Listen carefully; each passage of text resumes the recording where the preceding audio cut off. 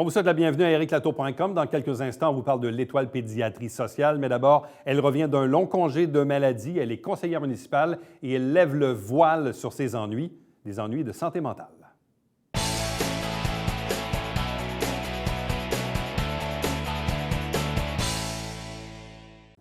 Vous savez, généralement, à chaque automne, on reçoit individuellement chacun des conseillers municipaux de la ville de Saint-Jean-sur-Richelieu parler des enjeux de quartier. Mais vous l'avez probablement vu, su ou entendu, il y avait une absente, l'absence de Patricia Poisson, qui était en congé de maladie depuis novembre 2018. Elle revient. Elle sera d'ailleurs à la prochaine assemblée publique du Conseil de Saint-Jean-sur-Richelieu. Elle est avec nous. Bonsoir et bienvenue. Merci. La première question, c'est comment allez-vous? Je vais bien, merci. Est-ce que ça va mieux? Oui, vraiment. J'ai pris le temps de me remettre en santé et c'est pour ça que je reviens. Bien outillée et bien prête à affronter le tout. Bon. C'est quoi l'histoire de Patricia Poisson? Moi, je la résume à ma façon. Vous me direz si ça concorde. Est-ce que c'est un peu vraiment l'histoire un peu de Wonder Woman, une espèce de femme forte, inatteignable, qui a plein de défis, puis qui passe par-dessus tout, et puis qui, là, un jour, arrive un épisode, bref, des ennuis, et puis là, arrivent des ennuis de santé mentale, parce que c'est le bon mot. Est-ce que c'est ça un peu l'histoire de Patricia Poisson? Bien, c'est tellement drôle parce que même en maladie, je me le faisais dire. « Hey, je vais te présenter Patricia, ça, c'est la superwoman de Saint-Jean, parce qu'elle est partout et tout ça. » Oui, puis je pense que c'est une bonne description. Tu sais, je faisais un travail à temps plein. J'avais aussi le travail à la ville. Je suis une mère aussi. Ouais. J'ai de l'immobilier. Fait que c'est tout ça mis ensemble, la famille, les activités. Fait qu'à un moment donné, c'est demandant pour quelqu'un, une personne seule. Quand les premiers symptômes arrivent, est-ce qu'on se dit, ben non, c'est pas possible, c'est les autres qui ont ça, ça peut pas être moi, ça doit être d'autres choses. Est-ce qu'on essaie nous-mêmes d'être un peu dans le déni puis de nier un peu la situation, ou à quel moment on en prend pleinement conscience, puis là, on frappe le mur, puis là, on se fait dire, non, vous avez vraiment un problème particulier là, qu'il faut traiter? L'acceptation de cette maladie-là, de la santé mentale, c'est qu'est-ce qui est le plus dur? Je te dirais, accepter ça. Puis, effectivement, quand ça t'arrive, tu te dis, bien non, c'est pas moi, c'est impossible que ça me touche à moi. Je suis quelqu'un d'actif, je suis quelqu'un d'impliqué, je suis quelqu'un qui bouge. Alors, on repousse, puis on repousse des fois, et c'est là qu'on ne devrait pas. On devrait tout de suite arrêter et aller chercher de l'aide. Fait que ça, c'est important, mais on ne le fait pas. Mais moi, je te dirais que même du moment où j'ai été diagnostiquée, ça m'a pris à peu près 3-4 mois à accepter la maladie. Bon. Parce que le diagnostic du médecin, c'était un trouble d'adaptation situationnelle au travail suite à une pression administrative puis inappropriée qui m'a atteint au niveau de l'anxio-dépressif. Bon. L'affaire là-dedans, c'est que quand on recommence à aller mieux, puis que là, en même temps, on ne reste pas assis chez nous à rien faire. On peut aller au cinéma ou aller au restaurant. Évidemment, vous êtes une personnalité publique. Donc, l'apparence physique fait en sorte qu'on se dit « Hey, Patricia, il me semble que tu as l'air beaucoup mieux. Tu peux recommencer à travailler. » Probablement que plein de gens vous l'ont dit en vous voyant, bon, le visage. Tu n'as pas l'air malade. Tu n'as pas l'air malade, donc pourquoi tu n'es pas au conseil? Donc, qu'est-ce que vous répondiez à ces gens-là à ce moment-là? Puis même au travail, je leur disais que simplement que c'est que la santé mentale, ça ne paraît pas. Si j'avais une jambe de brisée, vous le verriez. Mais quand on a un problème de santé mentale, ça ne paraît pas. C'est notre hamster qui roule, puis il va rechercher des situations où vraiment on n'aurait même pas besoin, mais on s'enfonce là-dedans. Puis, comme vous dites, il faut sortir parce que tu t'en sors pas seul de ça. Il n'y a personne qui va sortir d'une maladie comme ça toute seule. On parlait tantôt d'acceptation. Où se situe là-dedans l'ego? L'orgueil, le fait d'être une personnalité publique, de souvent avoir eu l'attribut d'être une femme forte, comme on disait tantôt. L'ego et l'orgueil, ça se place où là-dedans? Ça se place au premier plan. C'est pas compliqué. Fait que c'est sûr que ça touche ton orgueil, puis toi, tes capacités, puis là, tu les as plus, ces capacités-là. Puis tu te dis, bien, voyons, tu sais, faire une brassée de lavage, c'est une montagne qui avant, c'était un grain de sel dans tout ce que je pouvais faire dans ma journée, là. Mais on dirait que toutes les petites tâches deviennent très, très grosses et pénibles à faire. Bon. On dit que depuis plusieurs années, on parle beaucoup de la santé mentale dans les médias, des personnalités publiques même s'affichent. Il y a belle cause pour la cause là, à la fin du mois de janvier. Mais sentez-vous qu'il existe encore des tabous, que le jugement est jamais très, très loin? Est-ce que vous-même, vous l'avez senti ou vécu? Au niveau du jugement, là, Éric, je vais te dire, c'est moi qui se le mettais. Parce que j'ai eu probablement devant moi, en tout cas, j'ai personne qui est venu me dire « Ah, tu fais semblant » ou quoi que ce soit. Au contraire. Et beaucoup, on serait surpris le nombre de gens avec qui j'ai jasé qui me disaient « Ah, moi aussi, je le suis. » Mais toujours, tu sais, tout bas, on ne le dit pas très fort. On ne dit pas trop fort parce qu'on sent que le jugement est encore là. Moi, je dis merci, je ne l'ai pas senti, en tout cas pas directement, mais je me le mettais ses épaules, moi, ce jugement-là, dire les gens vont me juger. Le congé a commencé en novembre 2018. Ouais. Il faut comprendre, bon, parce qu'au conseil de ville, il y a des gens qui sont soit retraités et qui font de la politique à temps plein ou presque, mais il y a des gens comme vous qui ont un boulot à temps plein dans la vie et qui, en plus, fait de la politique municipale. Donc, expliquez-nous un peu comment ça s'est passé, parce que peu de gens le savent, mais il y a eu quand même un retour progressif à certaines activités professionnelles, non pas dans les dernières semaines, mais bien dans les derniers mois. Exact. Je dois dire que je vais juste prendre peut-être le temps de dire un gros merci parce que moi, j'avais une équipe, je peux dire, multidisciplinaire alentour de moi. J'avais un super médecin, j'avais une super infirmière, j'avais un psychologue, j'avais un ergothérapeute et tout ce monde-là ont travaillé pour ma réintégration. Ouais. Alors, avec eux, on analyse tout. Alors, c'est pour ça que l'intégration progressive, elle se fait. Là, à la Ville, je suis en entrée progressive depuis juin l'année passée. Okay, donc, ça veut dire que de juin à Noël, qu'est-ce que vous avez fait pour la Ville, dans le fond? J'ai fait tous mes comités de CCU, OMH aussi, qui est l'Office de l'habitation municipale, Centre des aînés. Ça, c'est tous des comités que j'ai faits. S'il y avait des petites activités reliées à ces comités-là, j'y ai participé parce qu'on y allait tranquillement. Tu sais, c'était un comité par mois ou 2 par mois. Puis même, vous avez aussi assisté à des comités pléniers, les comités de travail? J'ai commencé la semaine passée. OK. Parce que l'intégration, avec l'ergothérapeute, on avait regardé mon intégration au milieu de mon travail au niveau de l'enseignement. Et mon intégration s'est faite à partir de fin août à l'entrée scolaire. Et j'ai fait que ma semaine à temps plein juste au milieu novembre. Alors, tout de août à novembre, ce fut de façon progressive. Donc, août, septembre, octobre, même début novembre, c'était progressif au travail à l'école, parce que vous êtes enseignante. Aussi. Et dans le fond, au conseil de ville, c'était vos comités, puis là, ensuite, le plénier. Et là, ultimement, la semaine prochaine, dans les prochains jours, ça sera l'assemblée publique. Effectivement. Fait que tant que je n'avais pas fait mon enseignement à temps plein pendant au moins un mois et demi, et que tout allait bien là, on n'intégrait pas rien d'autre à temps plein. Ça, c'était vraiment... Moi, j'ai suivi à la lettre tout mon retour progressif qui a été fait par les professionnels de la santé. Bon. Moi, il y a une grande question que je me posais avant de réaliser l'entrevue aujourd'hui, puis honnêtement, je n'ai pas la réponse. Quand on est une personnalité publique, doit-on ou non divulguer le motif de notre congé de maladie? Parce que souvent, dans le milieu du travail, ça reste quelque chose de secret, de confidentiel, où on dit à nos employés ou à nos collègues que José ou Patrick a un bras cassé ou un problème de santé mentale, ça ne regarde personne. Moi, je pense que... Quand on est une personnalité publique, comment vous le voyez, ça? Bien, je pense que ça ne regarde pas non plus personne parce que c'est ma santé. Sauf que, pourquoi je me retrouve ici, Éric, avec toi aujourd'hui, c'est que les dernières assemblées, même au niveau écouter les assemblées en direct, là, je l'ai fait de façon progressive. OK, on a eu un travail là-dessus. Puis là, j'ai été quand même surprise de voir qu'en 2020, des gens pouvaient prendre le micro et d'aller dire sur d'autres personnes qu'elle a des troubles de santé mentale. Et puis là, de dire plein de choses, de déblatérer. J'ai été vraiment surprise. C'est là que j'ai vu que j'avais besoin de mettre, si tu veux, les points sur les i, les barres sur les t, puis d'expliquer ma situation. Parce que je trouve que des fois, on va trop loin. Les gens vont trop loin là-dedans. Mais en même temps, ce qui est particulier, parce que, bon, dans le cas des élus, quand vous vous absentez plus de 3 mois, généralement, quand un élu ne se présente pas pendant 3 mois, ça provoque une élection partielle. Oui. À moins que le conseil en décide autrement. Exact. Et même chose également pour la rémunération, donc, qui était maintenue durant votre congé de maladie. Oui. Et j'ouvre la parenthèse là-dessus, il y a quand même eu une résolution unanime. Unanime veut dire, dans le fond, toutes les 2 équipes politiques étaient favorables à poursuivre votre congé de maladie et à ne pas provoquer une élection partielle et à maintenir votre rémunération ainsi que l'allocation de dépenses qui vient avec ça. Sauf que dans les dernières semaines, avant Noël, il y a eu quelques supporters du maire qui ont commencé, disons, à questionner le fait que ça faisait longtemps que vous étiez en maladie, que vous aviez votre rémunération et votre allocation de dépenses. On se questionnait à savoir si vous effectuiez des tâches de votre travail de conseillère pendant que vous étiez en maladie, puis est-ce que ça concordait avec votre employeur? Et dans l'une de celles-là, l'une des partisanes du maire, Mme Messier, qui a même subtilement dévoilé le motif de votre congé de maladie.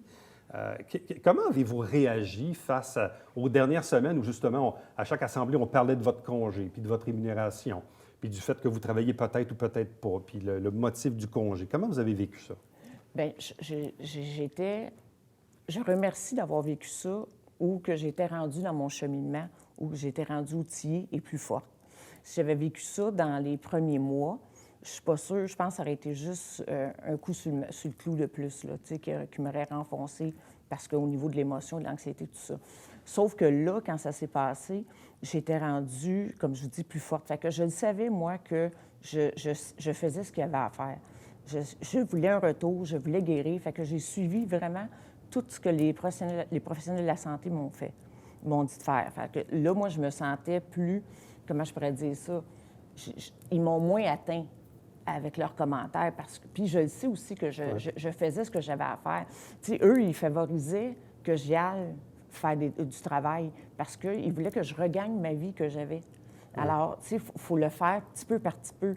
Alors, les appels, mes citoyens, là, quand je dis aussi... Et ça, c'était une question qui revenait souvent. Elle dit, oui, mais là, Mme Poisson est en maladie, mais là, quand les citoyens l'appellent ou lui envoient des courriels, il arrive quoi avec ça? Est-ce qu'elle les réfère à quelqu'un d'autre? Oui. On m'a toujours dit, même au niveau de l'ergo, de la psychologue, si c'était rien de majeur, de répondre et de faire le travail. Mais le travail que je faisais, c'était simplement de renvoyer, mettons, le citoyen, soit un employé, au bon employé de la ville pour régler le problème, ou j'ai des conseillers aussi, certains conseillers qui m'ont aidé là-dedans. Là. Tu sais, quand il y avait quelque chose ou que ça demandait plus d'implication, j'ai certains conseillers qui ont pris la relève. Je leur en remercie aussi beaucoup. Là, donc, vous avez transféré les appels ou les courriels quand ça arrivait? Là. Oui, bien, comme un peu tout le monde, comme on fait. Tu sais, on appelle... c'est drôle parce que j'en ai fait beaucoup moi-même parce que ma guérison, c'était de faire de l'activité physique. Alors, je faisais à peu près 1 heure de marche par jour. Je le faisais dans mon secteur. Fait que j'allais marcher dans mon secteur. Fait que là, quand je revenais, j'appelais à la ville. Bon, bien, j'ai vu un trou à telle place. J'ai vu un lampadaire. Ah, les poubelles du parc sont pleines. Alors, je faisais moi-même, dans le fond, aussi, les plaintes. Puis, il faut s'occuper aussi. On ne peut pas rester sur notre divan à rien faire. Là, c'est la pire des choses à faire. Là. Et la nouvelle Patricia Poisson ou la Patricia Poisson version 2.0, elle ressemble à quoi aujourd'hui? Oh, elle va doser maintenant. Elle va plus doser, oui. Tu sais, on disait, écoutez, en maladie, on m'a appelé chez nous, là, dire, voyons, t'es pas au tournoi de golf, comment ça que t'es pas à notre vin fromage, comment ça que t'es pas là? Patricia était partout. Alors, ça, je pense qu'en 2020, il va falloir que je fasse des choix, puis je pense que ça va être juste mieux ma santé, sinon j'aurais rien appris de mon année là, de réhabilitation. Dernière question. C'est quoi la grande priorité dans le quartier NDL Saint-Gérard-Ouest pour les 2 années qui restent? Au niveau de la priorité, moi, je vous dirais que c'est sûr que des choses qui s'en viennent que je veux voir, parce qu'avec la prolongation de l'autoroute 35, alors ça, je pense que peut-être le mur Saint-Gérard, ça va être un dossier à travailler avec le MTQ et M. Lemieux. Puis le boulevard industriel aussi en est une cause. Puis la sécurité encore à bord du Grand Bernier de l'école NDL est à surveiller. Patricia Poisson, merci beaucoup. Bon retour. Merci à vous. Restez avec nous au retour. On vous parle de pédiatrie sociale.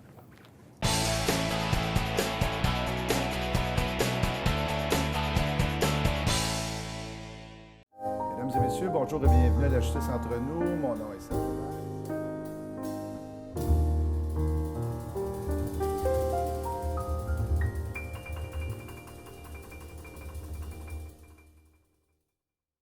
François, cette semaine à Sport Express, on va aller jouer au hockey? Oui, avec Steve Robitaille du côté du hockey d'antan à Lac-Champlain, Alex. Après ça, quelques degrés de plus, on va aller se promener dans le centre. Oui, avec Karine Bourassa et Isabelle Darège pour le Trophée Rose des Sables. Ah, puis les pattes sont pas au Super Bowl cette semaine.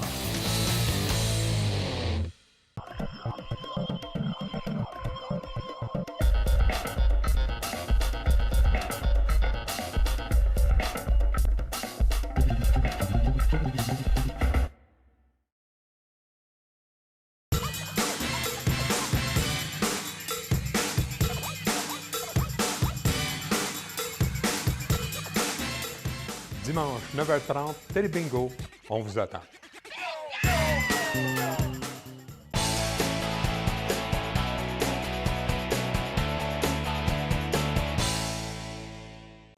Parlons des bilans, parlons du bilan, des projets, des activités à venir pour l'Étoile pédiatrie sociale en communauté du Haut-Richelieu.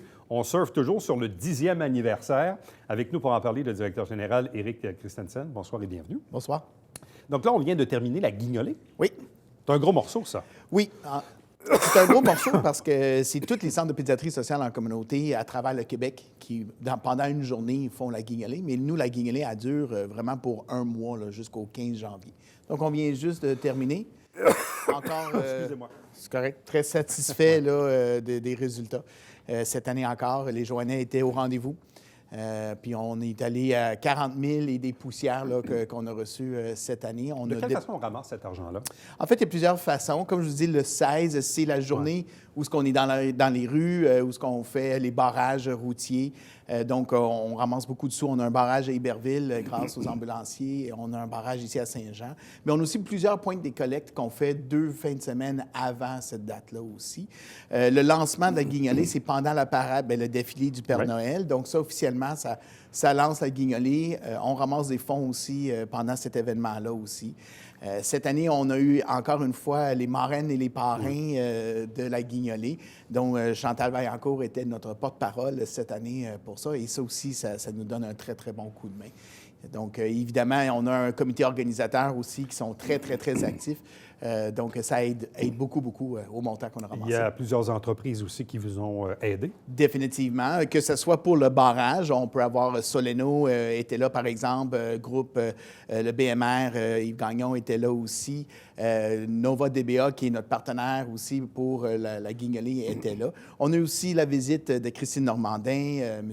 Louis Lemieux. Fait que c'est le fun de voir que les gens participent à cette activité-là, qui, oui, a une activité de levée de fonds, mais veut pas, les barrages routiers, c'est un peu un party aussi. Là. C'est le fun là, comme journée. Et qu'est-ce qu'on fait avec ce 40 000 Bien, en fait, ce qu'on aime avec la guignolée, c'est que c'est un 40 000 qui n'est pas nécessairement un don dédié. Hein? Souvent, on marche beaucoup par projet dans le communautaire et donc, on a des redditions de comptes puis on est un peu renfermé à l'intérieur d'un projet. Ouais. Ce qui est bien pour le 40 000, c'est que maintenant, on est rendu 23 employés à l'Étoile. Donc, évidemment, la masse salariale, elle augmente à chaque année. Et nous, les services qu'on offre, bien, c'est d'avoir les bons intervenants pour répondre aux besoins et aux difficultés de plus en plus complexes. Donc, ce 40 000-là, bien, pour moi, ça peut représenter une travailleuse sociale, ça peut représenter de l'aide au niveau psychosocial là, pour notre clientèle. Donc, le fameux paiement des frais fixes. Effectivement. Ouais. Effectivement. Puis c'est le fun aussi d'avoir cette flexibilité-là aussi pour dire qu'est-ce qu'on a besoin. T'sais, on a des corps et esprits où on a engagé des contractuaires pour faire la zoothérapie, la musicothérapie, la massothérapie. Ces gens-là, quand on a les besoins, on va être capable de dire c'est ce que l'enfant a besoin, allons-y. Et puis donc, la guignolée nous aide beaucoup avec ça. Bon, là, vous avez la super, méga, supra-activité. Le happening. Qui est le gros happening annuel, qui est l'Étoile pour danser. Donc, vendredi, le 7 février. Oui. Là, forcément, avec le genre d'événement que vous avez monté depuis quelques années, là, ça monte les attentes. Hein? Oui. Comment vous gérez ça? Parce que vous avez visiblement un événement à succès. Oui. Parce que tout le monde pense... Probablement, il y a même quelques organismes qui sont un peu jaloux de ce succès. On s'en fait parler. Mais comment on gère les attentes à partir du moment où on a un événement comme celui-là? En fait, je pense que ce qui est important, c'est toujours d'être capable de se renouveler. Donc, on est à la 3e édition de Danser pour l'Étoile. Vous savez, on dit toujours, c'est Sylvie Caron et Sylvie L'Espérance là, sur Création sur mesure qui nous donnent un énorme gros coup de main. En fait, c'est eux autres qui chapeautent l'activité. Nous, en fait, c'est nous qui leur donnons un coup de main. Mais cette année, on a décidé de se renouveler un peu. Donc, dans le passé, dans les premières 2 éditions, c'était une personne avec une école de danse. Donc, une personnalité de Saint-Jean avec une école de danse. Cette année, on est allé un peu plus loin et c'est des équipes de danse. Donc, la fratrie, par exemple, des policiers de Saint-Jean ont une équipe, ils vont danser. Vitry-Saran vont être là. Il y a un groupe qui représente le vieux Saint-Jean qui vont être là. Il y a Véronique Touga qui est là avec ses enfants. Donc, c'est pas une équipe de travail. La même chose pour Sylvain Ouellette avec Silka. C'est aussi un groupe d'enfants. Fait qu'en tout, on est 27 danseurs cette année qui vont participer à Danser pour l'Étoile. Toujours 7 écoles de danse. Et donc, c'est quelque chose de... Ça prend une ampleur. C'est sûr qu'au point de vue de logistique, c'est quelque chose de différent, mais ça va donner un mot à dit bon show, par exemple. On est toujours à guichet fermé. On est à guichet fermé depuis le mois de septembre. Ça aussi, c'est un beau Combien problème. de personnes? 620 personnes et des poussières, parce que là, c'est des tables. On a 62 tables de 10. Mais avec la pression qu'on a de certaines personnes d'avoir des billets, bien, il y a des tables qu'on a agrandies à 11 puis à 12, puis on va être un peu plus collés. Mais c'est un peu plus que 620 personnes qui vont être là vendredi. Bon, et même durant la soirée, il y a aussi parfois des activités qui génèrent également des entrées de fonds. Donc, au total, l'année passée, vous avez ramassé combien? 116 000. 116 000. Puis la première édition? 75 000. Donc, 75 000 première, 116 la deuxième. Bon, évidemment, il y a 620 personnes qui sont là à prime abord, mais même durant la soirée, il y a d'autres types d'activités. Comment on fait aussi, quand je parlais de gérer les attentes, c'est un peu ça, de dire, bon, bien là, est-ce qu'il faut minimalement égaler l'an passé? Est-ce qu'on veut même un petit peu plus? Il y a toujours une pression financière, on ne veut pas, de succès à l'égard de l'événement. Mais je pense que l'année passée, ça a été une édition particulière. L'encamp pour les danses pendant la soirée, ça a pris des mesures... C'était fou, là. Et même, honnêtement, pour être très transparent avec vous, en tant que directeur général, il y a un malaise. Il y a tellement un malaise que cette année, on ne le fait pas, l'encamp pour la danse.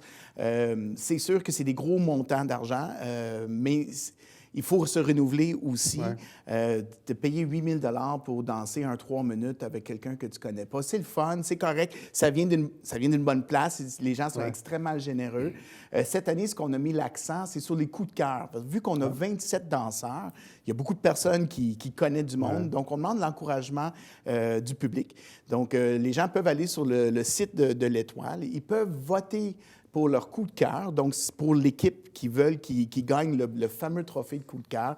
C'est 1 $ par vote. Puis pour chaque tranche de 20 votes, vous avez l'occasion de mettre votre nom dans un chapeau et on fait tirer un certificat de voyage de 2 500 $. Donc, même les personnes qui ne sont pas présentes à la soirée, tu veux voter pour ton équipe préférée, tu peux aller voter. Et pour nous, le trophée le plus important, c'est vraiment le coup de cœur. C'est pas une compétition, on ne met pas cette pression-là, mais par contre, on veut encourager les équipes. Là. Outre la guignolée et danser pour l'étoile, qui sont quand même des moments importants pour lever des fonds, quelles sont les autres activités bénéfices durant l'année?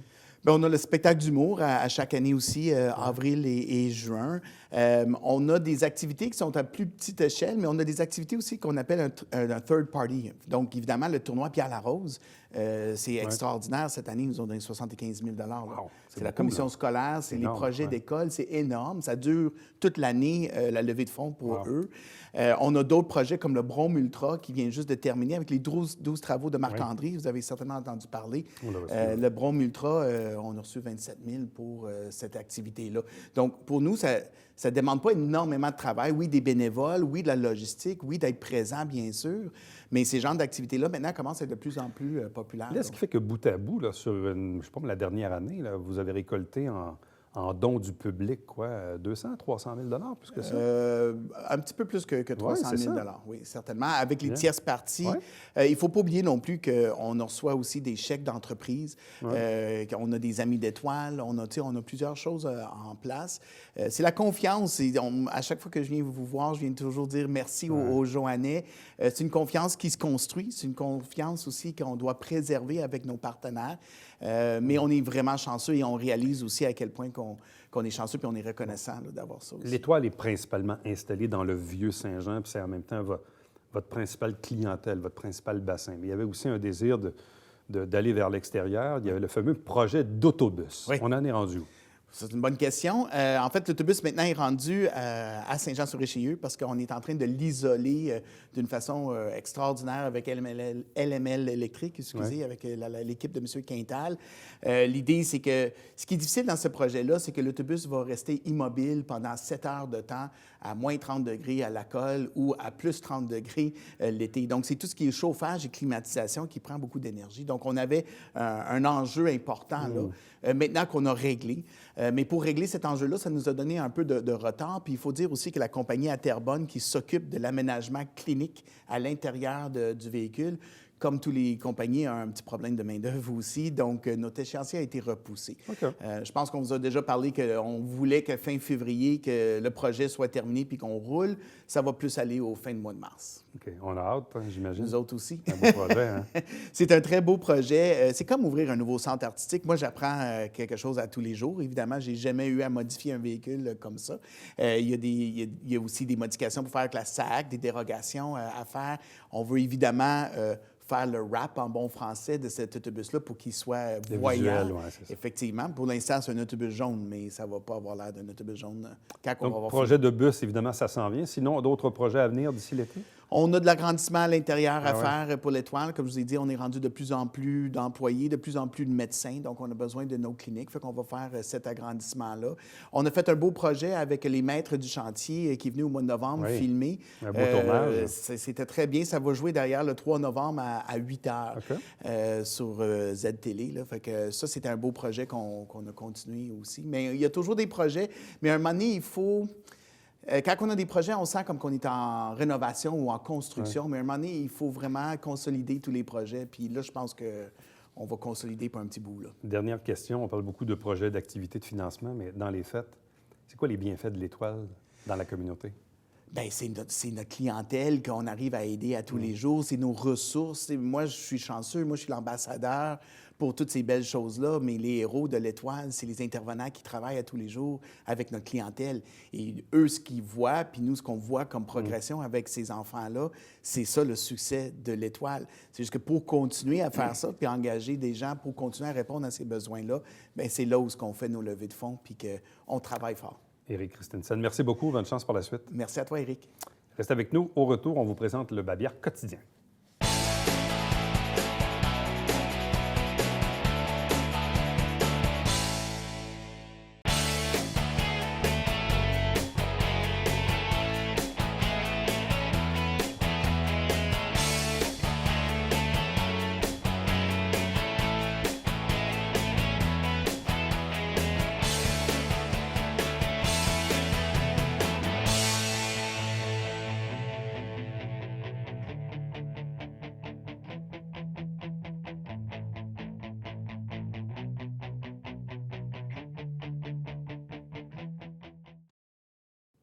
Vous voulez donner de votre sang, mettez à vos agendas vendredi 7 et samedi 8 février au Carrefour Richelieu à Saint-Jean-sur-Richelieu. Chaque semaine, des extraits des travaux du Conseil de ville via l'émission Saint-Jean-sur-Richelieu. Chaque dimanche matin, 9h30 en direct, le Télébingo avec 4 000 $ en prix. Pour avoir la liste de nos détaillants pour acheter les cartes, www.tvhr9.com.